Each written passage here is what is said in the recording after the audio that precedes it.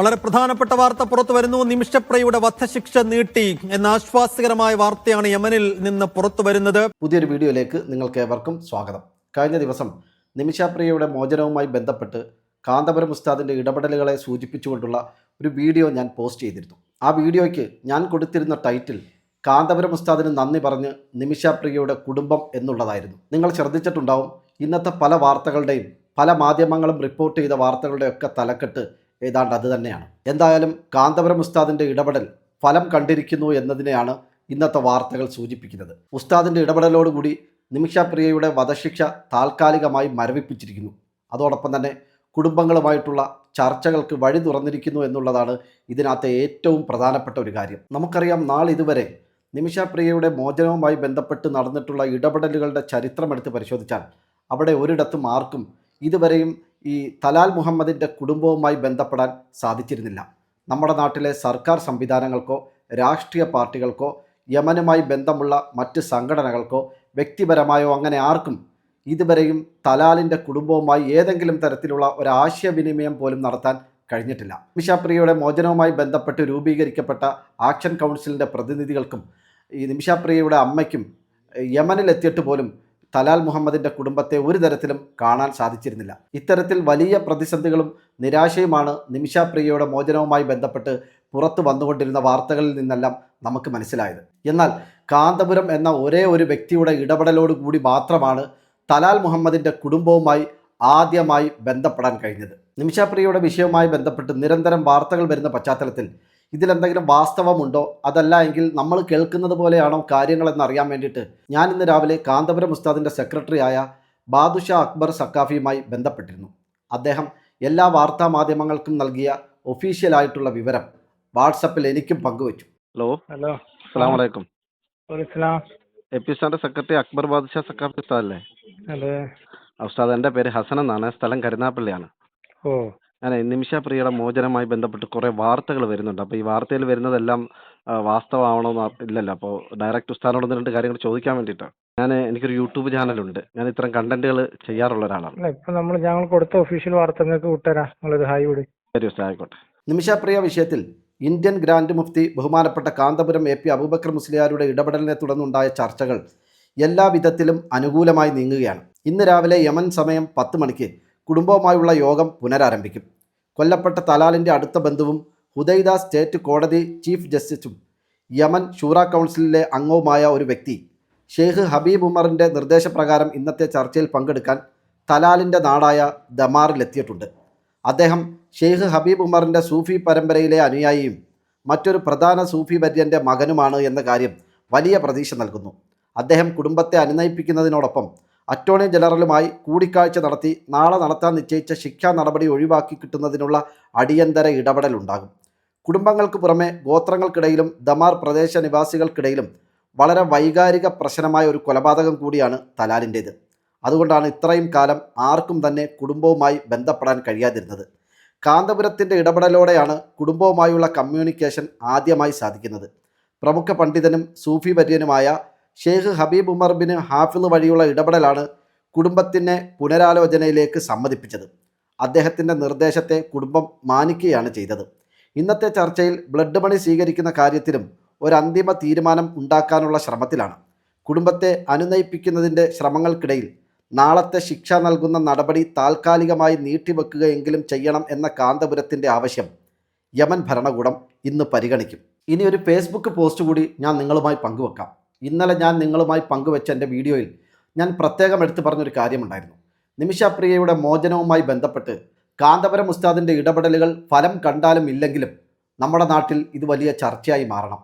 ഇത്തരത്തിൽ എല്ലാ ബന്ധങ്ങളും വിച്ഛേദിക്കപ്പെട്ട ഒരു രാജ്യവുമായി നമ്മുടെ രാജ്യത്തിന് ഒരു തരത്തിലുള്ള നയതന്ത്ര ബന്ധങ്ങളും ഇല്ലെന്നിരിക്കെ പല വിധത്തിലുള്ള ആളുകളുടെയൊക്കെ ഇടപെടൽ കൊണ്ട് ഒരു തരത്തിലുള്ള ഫലവും കാണാതെ പോയ ഒരു കേസിൽ ബഹുമാനപ്പെട്ട കാന്തപുരം ഉസ്താദിൻ്റെ ഇടപെടലോടുകൂടി നേരിട്ട് തന്നെ അവിടുത്തെ കുടുംബത്തെ ബന്ധപ്പെട്ടുകൊണ്ട് നിമിഷപ്രിയയുടെ വധശിക്ഷ നീട്ടിവെച്ചുകൊണ്ട് ചർച്ചകൾക്കുള്ള വഴി തുറന്നിടാൻ ബഹുമാനപ്പെട്ട ഉസ്താദിൻ്റെ ഇടപെടലിലൂടെ നമുക്ക് സാധിച്ചു. ഒരുപക്ഷെ നാളെ ഇതൊക്കെ മാറി മറിഞ്ഞാലും ഇത്തരത്തിൽ സങ്കീർണമായ ഒരവസ്ഥയിൽ ഒരു മതപണ്ഡിതൻ്റെ ഇടപെടലോടുകൂടി, അതും കേരളത്തിലെ തലയെടുപ്പുള്ള കാന്തപുരം ഉസ്താദിൻ്റെ ഇടപെടലോടുകൂടി വലിയ മാറ്റമുണ്ടായി എന്നുള്ളതും ചർച്ചകൾക്ക് വഴി തുറന്നു എന്നുള്ളതും ഏറെ ആശ്വസിക്കാനും അഭിമാനിക്കാനും വക നൽകുന്ന ഒന്നാണ്. ഈ അവസരത്തിൽ വർഗീസ് പ്ലാത്തോട്ടം എന്ന ക്രൈസ്തവ വിശ്വാസിയായ ഒരച്ചായൻ്റെ ഫേസ്ബുക്ക് പോസ്റ്റ് വലിയ പ്രാധാന്യമർഹിക്കുന്നു. അദ്ദേഹത്തിൻ്റെ ആ ഫേസ്ബുക്ക് പോസ്റ്റ് ഞാൻ നിങ്ങളുമായി പങ്കുവെക്കാം. നിമിഷം ഏതാനും കുറച്ച് മണിക്കൂറുകൾ മാത്രമേ ഈ ഭൂമിയിൽ ഉണ്ടാവൂ. നയതന്ത്ര നീക്കങ്ങൾ നടത്താൻ നമ്മുടെ രാജ്യത്തിനും പരിമിതികളുണ്ട്. അതിൻ്റെ കാരണങ്ങൾ ഞാൻ വായിച്ചറിഞ്ഞത് ഇതൊക്കെയാണ്. നിമിഷപ്രിയയുടെ വധശിക്ഷ നടപ്പിലാക്കാൻ പോകുന്ന കോടതിയും ഭരണകൂടവുമെല്ലാം നിലനിൽക്കുന്നത് യമനിലെ വിമത സായുധ ഗ്രൂപ്പുകളുടെ അധീനതയിലാണ്. അവരുമായി ഇന്ത്യ നയതന്ത്ര ബന്ധം പുലർത്തുന്നില്ല. പകരം പൊതുവെ അംഗീകരിക്കപ്പെട്ട മറ്റൊരു ഗ്രൂപ്പായ PLC ഭരണകൂടത്തെയാണ് ഇന്ത്യ പിന്തുണയ്ക്കുന്നത്. അതുകൊണ്ട് തന്നെ യാതൊരുവിധ ചർച്ചയ്ക്കോ നയതന്ത്രതല നീക്കങ്ങൾക്കോ രാജ്യങ്ങൾക്ക് കഴിയാത്ത വിധം യമനും നിമിഷപ്രിയ കേസും സങ്കീർണമായി തുടരുന്നു. ഈ സാഹചര്യത്തിലാണ് കാന്തപുരം ഇക്കാര്യത്തിൽ ഇടപെടുകയും അദ്ദേഹം യമനിലെ അദ്ദേഹത്തിന് സ്വാധീനമുള്ള മത നേതൃത്വങ്ങളുമായി ഇടപെടലുകൾ നടത്തുകയും മതവും ഭരണകൂടവും സമൂഹവും ഒന്നായി ചേർന്ന യമനിലെ സാഹചര്യത്തിൽ ഒരന്തിമ ചർച്ച കൂടി ഇക്കാര്യത്തിലാവാം എന്നൊരു നിലയിലേക്ക് കാര്യങ്ങൾ മാറിയിട്ടുണ്ട്. ഇന്നലെ നടന്ന ചർച്ചയിൽ കൊല്ലപ്പെട്ട യമൻ സ്വദേശി തലാലിൻ്റെ സഹോദരൻ ഉൾപ്പെടെയുള്ളവർ പങ്കെടുത്തിട്ടുണ്ട് എന്നതും ആശാവഹമാണ്. നിമിഷം ഒരു രസത്തിനൊരാളെ ഇല്ലാതാക്കിയതല്ല. ആ നാട്ടിലെ ഒരു പൗരൻ്റെ സകല അധികാരങ്ങളും ഉപയോഗിച്ച് എല്ലാ രീതിയിലുമുള്ള ഉപദ്രവങ്ങൾ സഹിക്കവയ്യാതെ വന്നപ്പോൾ ചെയ്തതാണ്. അല്ലെങ്കിൽ അവൾ കൊല്ലപ്പെടുമായിരുന്നു. ഇതൊന്നും നിമിഷ ചെയ്ത തെറ്റിനുള്ള ന്യായീകരണങ്ങളല്ല. പക്ഷേ ഈ ഭൂമിയിൽ മനുഷ്യന് കൊടുക്കാവുന്ന ശിക്ഷ അവൻ്റെ മരണ ദിവസം അവനെ അറിയിക്കുക എന്നതാണ്. ഓരോ ദിവസവും കടന്നു പോകുമ്പോൾ മരണത്തിലേക്ക് താൻ അടുത്തുകൊണ്ടിരിക്കുന്നു എന്ന അറിവാണ് ഏറ്റവും വലിയ ശിക്ഷ. അത് ശിക്ഷ അനുഭവിച്ചു കൊണ്ടിരിക്കുകയാണ്. ഏതാനും മണിക്കൂറുകൾക്കുള്ളിൽ താൻ കൊല്ലപ്പെടും എന്ന അറിവിൽ ജീവിക്കുന്ന അവൾക്ക് ഇതിലും വലിയ എന്ത് ശിക്ഷ കിട്ടാനാണ്? കാന്തപുരത്തിൻ്റെ ഇടപെടലുകൾ ഫലപ്രാപ്തിയിലെത്തുമോ എന്നറിയില്ല. എങ്കിലും നമ്മളിൽ ഒരാളായി തന്നാലാവുന്നത് ചെയ്ത് ആ സ്ത്രീയെ രക്ഷപ്പെടുത്താൻ ശ്രമിച്ചു എന്നെങ്കിലും നമുക്ക് ആശ്വസിക്കാം. ആ സ്ത്രീയുടെ മരണവാർത്ത കേൾക്കാൻ കാത്തിരിക്കുന്ന ഒരു ചെറിയ വിഭാഗം നമ്മുടെ നാട്ടിലും ഉണ്ടെന്നറിയാം. അവരോട് ശ്രീ ബെന്യാമൻ പറഞ്ഞതേ എനിക്കും പറയാനുള്ളൂ. നമ്മൾ അനുഭവിക്കാത്ത ജീവിതങ്ങളെല്ലാം നമുക്ക് വെറും കെട്ടുകഥകൾ മാത്രമാണ്. ഈ ഫേസ്ബുക്ക് പോസ്റ്റിലൂടെ അച്ചായൻ പങ്കുവെച്ച ഒരു കാര്യം വലിയ പ്രസക്തിയുള്ളതാണ്. തന്നാൽ കഴിയുന്ന വിധത്തിൽ നിമിഷപ്രിയയുടെ മോചനത്തിന് കാന്തപുരം ഉസ്താദ് ഇടപെട്ടു.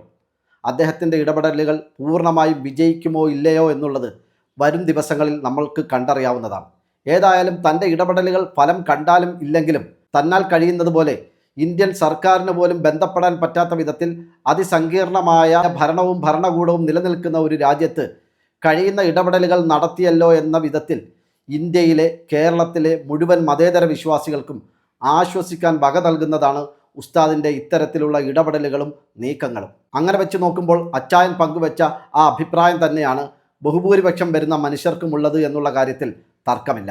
ആ പോസ്റ്റിൽ അച്ചായൻ പറഞ്ഞ മറ്റൊരു കാര്യം, ആ സ്ത്രീയുടെ മരണവാർത്ത കേൾക്കാൻ കാത്തിരിക്കുന്ന ഒരു ചെറിയ വിഭാഗം നമ്മുടെ നാട്ടിലുണ്ട് എന്നാണ്. ഞാൻ മനസ്സിലാക്കിയെടുത്തോളം ആ ഒരു ചെറിയ വിഭാഗം നമ്മുടെ നാട്ടിലെ ക്രിസംഗികളും തീവ്ര ഹിന്ദുത്വവാദികളുമാണ്. അതിൻ്റെ കാരണം എങ്ങാനും കാന്തപുരത്തിൻ്റെ ഇടപെടലോടുകൂടി ഈ സ്ത്രീ നിമിഷപ്രിയ എന്ന സഹോദരി ജീവിതത്തിലേക്ക് തിരികെ വന്നാൽ അവർ സ്വരുക്കൂട്ടി വച്ചിരിക്കുന്ന അവരുടെ ഒരു അജണ്ടയുണ്ട്. മുസ്ലിങ്ങൾക്കെതിരെ, മുസ്ലിം സമുദായത്തിനെതിരെ, ഇസ്ലാമിനെതിരെ നിരന്തരം എടുത്തു പ്രയോഗിക്കാൻ വേണ്ടി അവർ പലപ്പോഴും പ്ലാൻ ചെയ്തു വെച്ചിരിക്കുന്ന കുറേ കാര്യങ്ങളുണ്ട്. അത് പറയാൻ കഴിയാതെ, പ്രചരിപ്പിക്കാൻ കഴിയാതെ അവരൊക്കെ നിരാശയിലേക്ക് കൂപ്പുകുത്തേണ്ടി വരുമെന്നുള്ള കാര്യം ആലോചിക്കുമ്പോൾ എങ്ങനെയെങ്കിലും നിമിഷപ്രിയയുടെ വധശിക്ഷ നടക്കണം എന്നാഗ്രഹിക്കുന്നവരാണ് അവരെല്ലാവരും. മറ്റൊരു വിഭാഗവും നിമിഷപ്രിയയുടെ വധശിക്ഷ നടക്കട്ടെ എന്ന് ആഗ്രഹിക്കുന്നുണ്ട്. അങ്ങനെയുള്ള ഒരാളെ ഞാനിന്ന് കരുനാഗപ്പള്ളിയിൽ വെച്ച് കണ്ടുമുട്ടി. ഞങ്ങൾ ഈ വിഷയങ്ങളൊക്കെ സംസാരിച്ചു വന്ന കൂട്ടത്തിൽ അദ്ദേഹം എന്നോട് പറഞ്ഞു, എന്തിനാണ് ഇത്തരത്തിൽ കാന്തപുരം ഉസ്താദ് ഒരു ഇടപെടൽ നടത്തുന്നത്? ഉസ്താദ് ഇനി നേരിട്ട് യമനിൽ പോയി ഈ തലാലിൻ്റെ കുടുംബക്കാരെ നേരിട്ട് കണ്ട് അവരുടെ കയ്യും കാലും പിടിച്ചിട്ടാണെങ്കിലും നിമിഷപ്രിയയെ കൊലക്കയറിൽ നിന്നും രക്ഷപ്പെടുത്തി കൊണ്ടുവന്നാലും ഇവിടുത്തെ മുസ്ലിം സമുദായത്തിനെതിരെ വിദ്വേഷ പരാമർശങ്ങൾ നടത്തുകയും നുണപ്രചരണങ്ങൾ നടത്തുകയും ചെയ്യുന്ന ഒരു കൂട്ടരുണ്ട്. അവരെന്നും ആ പണി തന്നെ എടുത്തുകൊണ്ടേയിരിക്കും. അതിലൊരു തർക്കവുമില്ല, ഒരു മാറ്റവുമില്ല. അതിനെ സൂചിപ്പിക്കുന്ന ഒരു കമൻറ്റ് കഴിഞ്ഞ ദിവസം ഞാൻ ചെയ്ത വീഡിയോയ്ക്ക് താഴെയും വരികയുണ്ടായി. ഇതാണ് ആ കമൻറ്റ്. നോക്കൂ, ഈ കമൻറ്റിൽ അയാൾ പറഞ്ഞിരിക്കുന്നത് ഏതോ ഫേക്ക് ഐഡി ആയിരിക്കാം. അയാൾ പറഞ്ഞിരിക്കുന്നത് കാന്തപുരം ഉസ്താദിൻ്റെ നിമിഷപ്രിയയുടെ മോചനത്തിന് വേണ്ടിയിട്ടുള്ള ഇടപെടൽ ആ പെൺകുട്ടിയെ മതം മാറ്റാൻ വേണ്ടിയിട്ടാണെങ്കിൽ ഇതൊരു തട്ടിപ്പാണ്, അല്ലെങ്കിൽ ഇതൊരു പുണ്യപ്രവൃത്തിയാണ്. ഈ രീതിയിൽ ഉസ്താദിനെ ആക്ഷേപിച്ചുകൊണ്ടും പരിഹസിച്ചുകൊണ്ടും ഉസ്താദിൻ്റെ ഇടപെടലുകളെ വില കുറച്ച് കാണിച്ചുകൊണ്ടുമാണ് ആ വർഗീയവാദി വന്ന് കമൻറ്റുകൾ ഇട്ടത്. ഇത്തരം കുറേ ആളുകളുടെ നിരന്തരമായിട്ടുള്ള പ്രവർത്തനങ്ങളുടെ നുണപ്രചരണങ്ങളുടെ ഭാഗമായി മനസ്സ് മടുത്തു പോയ ഒരു വിഭാഗം ആളുകൾ നമ്മുടെ നാട്ടിലുണ്ട്. അതിൽപ്പെട്ടയാളാണ് ഇന്ന് രാവിലെ കരുനാഗപ്പള്ളിയിൽ വെച്ച് എന്നോട് സംസാരിച്ചയാൾ. അങ്ങനെ ഒരു വിഭാഗം ആളുകളും നിമിഷപ്രിയയൊക്കെ എന്തിനാണ് രക്ഷിച്ചു കൊണ്ടുവരുന്നത്, അതുകൊണ്ട് ഇവിടെ എന്ത് മാറ്റമുണ്ടാകാനാണ്, ഇവർക്ക് മുസ്ലിം സമുദായത്തിനോട് ഒരു കാലത്തും സ്നേഹമായ സൗഹാർദ്ദമായ ഒരു സമീപനം ഇവരിൽ നിന്നുണ്ടാവില്ല എന്ന് ഇപ്പോഴും വിശ്വസിക്കുന്ന, നിമിഷപ്രിയയൊക്കെ മോചിപ്പിക്കാൻ പോകേണ്ടതുണ്ടോ എന്ന് ചോദിക്കുന്ന ഒരു ചെറിയ വിഭാഗം നമ്മുടെ നാട്ടിലുണ്ട്, ഉണ്ടാവാം. എന്നാൽ അതിലെല്ലാം അപ്പുറം നിസ്സഹായരായ മനുഷ്യർക്ക് വേണ്ടി നമ്മൾക്കിടപെടാൻ കഴിയുമെങ്കിൽ നമ്മളത് ചെയ്യണം, അതിനു വേണ്ട ഇടപെടലുകൾ നടത്തണം എന്ന് പ്രവൃത്തിയിലൂടെ തെളിയിച്ചിരിക്കുകയാണ് കാന്തപുരം AP അബൂബക്കർ ഉസ്താദ്. ഇന്ന് പുറത്തു വന്ന വാർത്തകളുടെയൊക്കെ തലക്കെട്ട് നിങ്ങളെടുത്ത് നോക്കിയാൽ എല്ലാം ആ രീതിയിൽ ഉസ്താദിൻ്റെ പ്രവർത്തനത്തെ എടുത്തു പറയുന്നവയാണ്, ഉസ്താദിൻ്റെ ഇടപെടലിനെ പ്രശംസിക്കുന്നതാണ്. എന്നാൽ ജനം TV തലക്കെട്ട് കൂടി ഈ സമയത്ത് നമ്മൾ ശ്രദ്ധിക്കേണ്ടതാണ്. നിമിഷപ്രിയയുടെ മോചനവുമായി ബന്ധപ്പെട്ട് നയതന്ത്ര തലത്തിലും സ്വകാര്യമായും ചർച്ചകൾ നടക്കുന്നു എന്നാണ് അവർ കൊടുത്തിരിക്കുന്നത്. ശരിക്കും പറഞ്ഞാൽ ഒരു നയതന്ത്ര ചർച്ചയും നടക്കുന്നില്ല എന്നുള്ളത് നമുക്കെല്ലാവർക്കും അറിയാവുന്ന കാര്യമാണ്. നയതന്ത്ര ബന്ധമില്ലാത്ത ഒരു രാജ്യവുമായി ഇന്ത്യൻ സർക്കാർ എങ്ങനെയാണ് നയതന്ത്ര ചർച്ചകൾ നടത്തുക? ഇതൊന്നും ഇവർക്ക് അറിയാഞ്ഞിട്ടല്ല. കാന്തപുരം ഉസ്താദ് ഇടപെടുന്നുണ്ടെന്നും ഉസ്താദിൻ്റെ അടുത്ത സുഹൃത്തു കൂടിയായിട്ടുള്ള യമനിലെ പ്രമുഖനായ ഒരു സൂഫി പണ്ഡിതൻ ഈ വിഷയത്തിൽ ഇടപെട്ടിട്ടുണ്ടെന്നും അതുകൊണ്ട് തന്നെ ചർച്ചകൾ അങ്ങേയറ്റം ആശാവഹമാണെന്നൊക്കെ ഇവർക്കറിയാം. അതുകൊണ്ടാണ് ഞാൻ നേരത്തെ പറഞ്ഞതുപോലെ ഇവരുടെ അജണ്ട പുറത്തു വരും. കാന്തപുരം ഉസ്താദിൻ്റെ ഇടപെടലോടുകൂടി ക്രൈസ്തവ മത വിശ്വാസിയായ നിമിഷപ്രിയ ജീവിതത്തിലേക്കെങ്ങാണം തിരിച്ചു വന്നാൽ എൻ്റെ പൊന്നോ, നമ്മൾ കൊണ്ടുവന്ന കെട്ടിപ്പൊക്കിക്കൊണ്ടുവന്ന ഇതെല്ലാം ഇടിഞ്ഞു പൊളിഞ്ഞ് താഴെ വീഴില്ലേ, നമ്മുടെ അജണ്ടകൾ തകർന്ന് തരിപ്പണമാവില്ലേ എന്ന വെപ്രാളമാണ്, പരവേശമാണ് ജനം TVയും മറ്റ് ക്രിസംഗികളും തീവ്ര ഹിന്ദുത്വവാദികളും ഇത്തരത്തിലുള്ള പ്രസ്താവനകളിലൂടെ എഴുത്തുകളിലൂടെയൊക്കെ നിരന്തരം പ്രകടിപ്പിച്ചുകൊണ്ടിരിക്കുന്നത്. അപ്പോഴും അത്തരക്കാരെയൊക്കെ നോക്കി ഒരു പുഞ്ചിരിയോടുകൂടി 6-ാം നൂറ്റാണ്ടുകാരൻ കാന്തപുരം AP അബൂബക്കർ മുസ്ലിയാർ ഇത്തരം വിഷയങ്ങളിൽ ഇടപെട്ടുകൊണ്ടും മനുഷ്യർക്ക് ഉപകാരമുള്ള കാര്യങ്ങളിൽ വ്യാപൃതനായും മുമ്പോട്ട് പോയിക്കൊണ്ടേയിരിക്കും. അതിൻ്റെ കാരണം അദ്ദേഹം ഒരു മദ്രസ വിദ്യാർത്ഥിയാണ്. അദ്ദേഹം മദ്രസയിൽ മതപഠനം നടത്തി ജീവിതത്തിൽ വിശുദ്ധി കൈവരിച്ചയാളാണ്. ആ പണ്ഡിതൻ്റെ നേതൃത്വവും അദ്ദേഹത്തിൻ്റെ തണലും ഞങ്ങൾ എല്ലാ കാലവും ആഗ്രഹിക്കുന്നു, അതിനുവേണ്ടി പ്രാർത്ഥിക്കുന്നു. ഈ വിഷയത്തെക്കുറിച്ചുള്ള നിങ്ങളുടെ അഭിപ്രായങ്ങൾ എന്താണെങ്കിലും അത് കമൻറ്റുകളായി രേഖപ്പെടുത്തണം. മറ്റൊരു വിഷയമായി നമുക്ക് വീണ്ടും കാണാം. ബൈ.